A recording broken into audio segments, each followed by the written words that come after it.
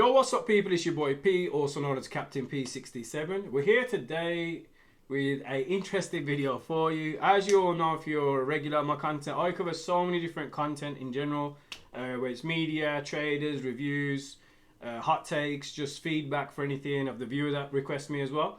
But we've been following, and I've been mentioning this game before, called The Day Before. This is actually the day before early access video review from IGN. So of course I'll link in IGN's video link and all their details. You can definitely watch the original there. But as this game's just cracking me up more and more, I want to just watch this video and yeah, let's just get into it. This is going to be fun. You probably heard all the controversy, but if you haven't, just yeah, watch it, have fun. So get your popcorn ready, get your chicken ready. Let's hit it.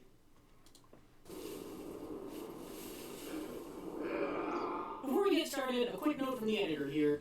Just 4 days after its early access release, The Day Before was removed from sale on Steam, and the developer announced it was shutting down. The servers remain up for now for anyone who bought it, but since our reviewer went to the trouble of playing it, it seems only right that you get to see what he thought while it lasted.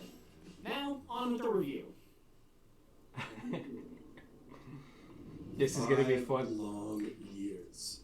That's how long the now defunct developer of Fantastic supposedly spent assembling The Day Before. 5 years. This wholly disappointing 5 years. online zombie survival shooter contains essentially nothing of what was originally promised over the years leading up to its disastrous early access release. Not only is it not an MMO, but it hardly passes as a survival shooter at all. During the handful of hours I managed to spend with it before it went belly up, I ran into such severe performance issues on my GeForce RTX 4070 Ti and Ryzen 3900X equipped PC that it felt like it would have been a waste of time to continue anyway. That is, even if the running around the Day Before's questionable city collecting loot was any fun to begin with. Okay. I saw some footage before this though, the guy crouching, walking away from zombies back, because they couldn't even hit him. It was hilarious already, so that's why I'm laughing. Of a New York-inspired metropolis filled with questionable decals that look precariously similar to real-world businesses. It's unclear where the zombies are coming from or why you should care, and the whole thing might be forgivable if it was framed as a parody, but unfortunately, the generic survivors of this unimaginative world seem to take the zombie outbreak seriously. When the aggressive, infected individuals took to the streets, it only took a couple of weeks for New Fortune City to completely fall. After a decently paced tutorial, The Day Before comes up short on even the most basic features one would expect in a survival game. We got Mike here. The dynamic environments and tight firefights shown off in its now mysteriously absent trailers.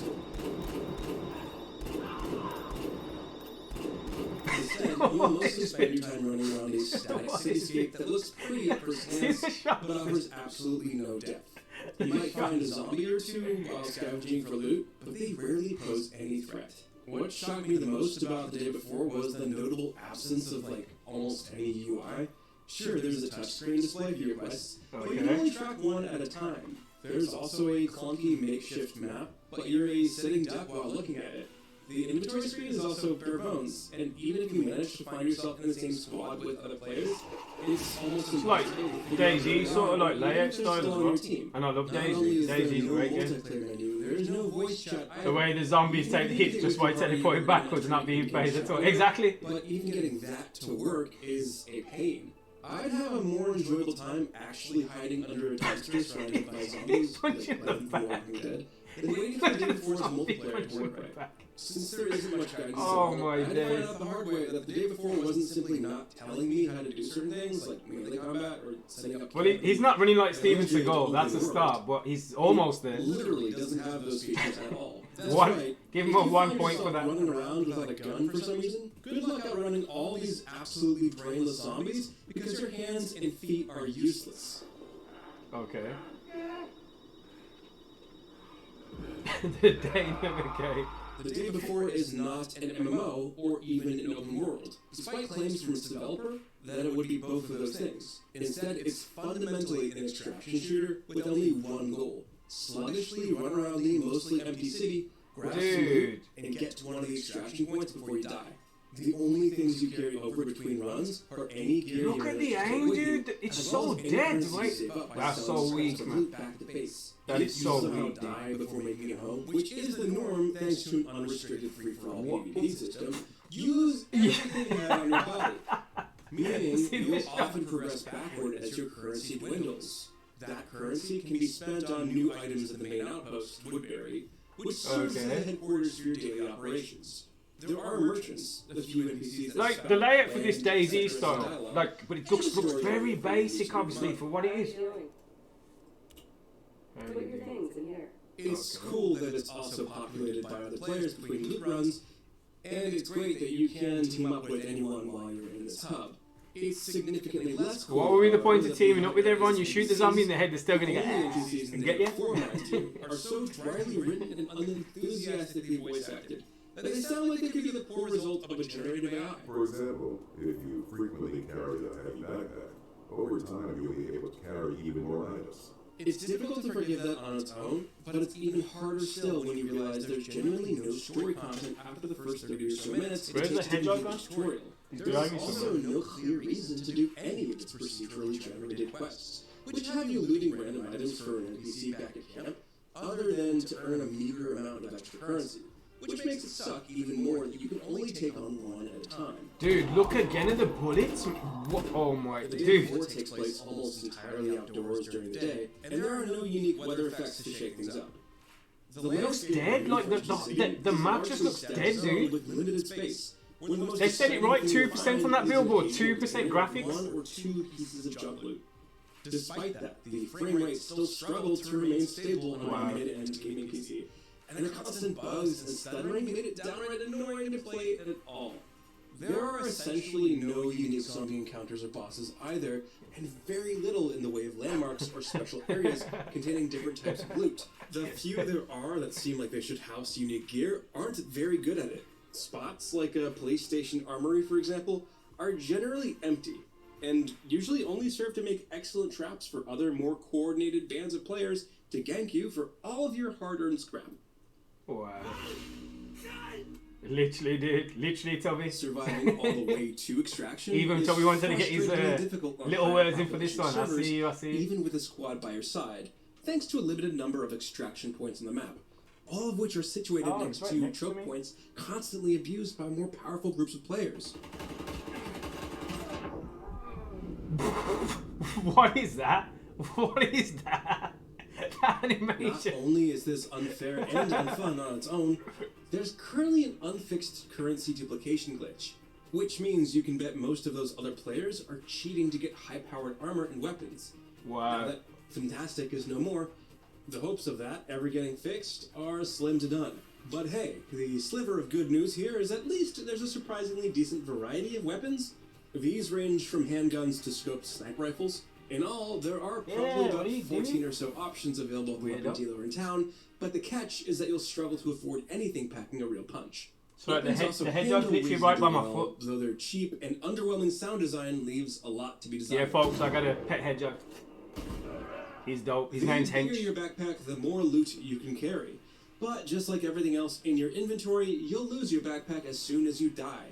This sucks because backpacks are relatively expensive to replace, and you essentially need one in order to haul anything worthwhile back from a run. If you're lucky, you might be able to find one on another player's corpse, but it's more likely you'll That's be me. unprepared to fight anyone if you're low on cash. It's just horrendous, dude. This is just horrendous. The Day Before is easily one of the worst games I have ever played, to the point where I'm afraid to continue running it on my PC. Sure, you could say there are the bones of something coherent here, but even those bones feel splintered and brittle. Its map is lifeless, its enemies are idiotic, its PvP is an exploitable mess, its story is pointless, and its progression is downright infuriating. While the now defunct developer Fantastic said it wasn't done, certain baseline standards have been established. If in the it wasn't years done, since why would early you access release became a it? thing. Just put it And on this hold, game release when met it's fully none done, of them. apparently. The That's many insane. mysterious questions around the Day Before's Crazy. development will likely go unanswered now that the curtain has fallen, leaving the player base to fend for itself until the The man servers the are dude's got inevitably spiky hair at the shut back down of his for head. good. They ain't done his And hairstyle if properly. you didn't manage to That's try an it L right there. firsthand, you can count How are you gonna yourself get the main as one hero of the not lucky here? ones. No, the score graphic didn't get stuck. That's a 1 out of 10, folks. Let's go IGN. For more of 2023's worst games, check out our reviews of The Walking Dead Destinies or Flashback 2. Oh man, that's and dope. for everything else, Let's stick go with IGN. 1 out of 10. sharp, react swiftly, aim accurately. Right, careful, Hedgehog. I'm keep looking down because I don't want to kick him accidentally or hit him by accident. Let's go. Let's go. Well, there you go, folks. That was the day before early access IGN video review. So, yeah. Exactly, rare IGNW. Absolutely, dude. Absolutely. That's crazy, man. That's crazy. I mean, I was focused on that. I was focused on, like, just being careful I don't hit the Hedgehog. He's literally been right by my feet throughout the whole time. So I didn't want to kick him or knock him. He's literally right by my ankle. But yeah, dude, that was horrendous, man. That was absolutely horrendous. The zombies, the animations, the hitboxes. Like I said, dude, how are you gonna have a main protagonist with his hair like Mr. Majika or some funky shit at the back like it's not even done? Give him some swag or something. That's an L right there, man. So yeah, folks, man. Hope you enjoyed the content. That was ridiculous to watch. But yeah. Day before early access IGN review. So I'll post the links in the description below. Obviously IGN because it's their content first. I'll post my links after, obviously after. But yeah, if you enjoy that content, I stream on Twitch every day. So if you want to support my Twitch channel in any way, shape or form, you can follow the channel. You can sub, gift a sub, you can tip, you can donate. And if you want to support the YouTube channel in any way, shape or form, you can subscribe to the YouTube channel. You can like the video. You can comment on the video as well. But yeah, folks, that was insane. And yeah, links will be in the description below and I got you. And wherever you are, whatever you're doing, have a good night, have a good morning, have a good evening. Take it easy and peace out.